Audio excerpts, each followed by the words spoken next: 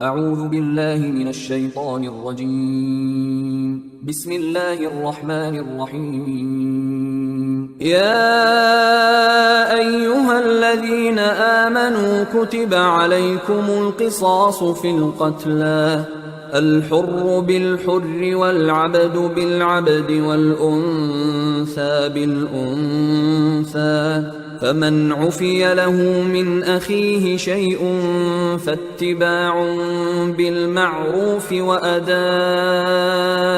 إليه بإحسان، ذلك تخفيف من ربكم ورحمة، فمن اعتدى بعد ذلك فله عذاب أليم. ولكم في القصاص حياة يا أولي الألباب لعلكم تتقون. كتب عليكم إذا حضر أحدكم الموت إن ترك خيرا الوصية للوالدين والأقربين بالمعروف،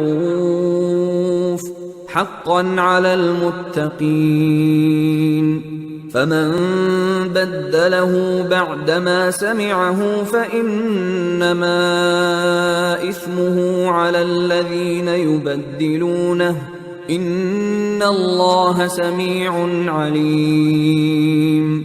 فمن خاف من موص جنفا أو إثما فأصلح بينهم فلا إثم عليه، إن الله غفور رحيم.